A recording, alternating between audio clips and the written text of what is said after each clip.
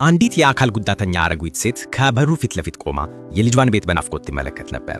የቤቱ ባለቤት የሆነችው ወጣት ሴት አይታት ማን እንደፈለገች ስትጠይቃት አሮጊቷም ልጄን ነው የምፈልገው፣ ይህ ቤት የኛ ነበር አለችና የልጇን ስም የያዘ ወረቀት ሰጠቻት። ወጣቷም ስሙ የባሏ መሆኑን ስታውቅ ደነገጠች። አሮጊቷም ልጄ እኔ ግን በሕይወት አለሁ ብላ ለቀሰች። ሚስትየውን ባሏን ደውላ እናትህ በእርግጥ ሞታለች ብላ ስትጠይቀው እናትየው እኮ ከዓመታት በፊት ነው የሞተችው ብሎ በንዴት መለሰላት። አሮጊቷም የልጅነቱን ፎቶ ስታወጣ ባሏ መሆኑን አረጋገጠች። ሚስትየው በአክብሮት አስገብታ አስቀመጠቻት። ባልየው ወደ ቤት ሲገባ እናቱን ሲያይ ፊቱ በአፍረት ቀረጠ። አንቺ እዚህ ምን እያረግሽ ነው ብሎ ደነገጠ። ሚስትየውም እሷ እናትህ ናት ሞታለች ብለኸኝ ነበር ብላ በቁጭት ጠየቀችው። ባልየውም በአፍረት ተውጦ እሷ አካል ጉዳተኛ ነች፣ አንቺ እንደዚህ አይነት አማት እንዲኖርሽ አልፈለኩም አለ።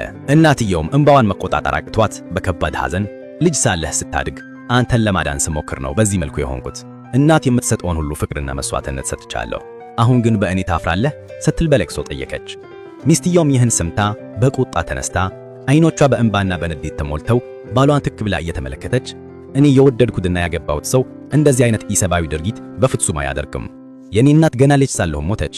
እሷን እንደገና ለማየት ማንኛውንም ነገር እሰጥ ነበር። እሷ እንዴት እንደምትመስል ግድ አይሰጠኝም። እኔ በአንተ አፍራለሁ።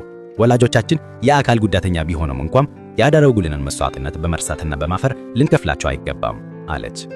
ወላጆቻችንን መቼም ቢሆን ማፈር የለብንም። የሰጡንን ፍቅርና መስዋዕትነት አስበን ሁሌም ክብር ልንሰጣቸው ይገባል።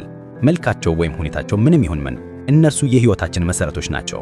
በእውነትና በታማኝነት ከጎናቸው ቁም። በወላጆቻችን በፍጹም አናፍርም የምትሉ ከሆነ ላይክ፣ ሼር አድርጉ።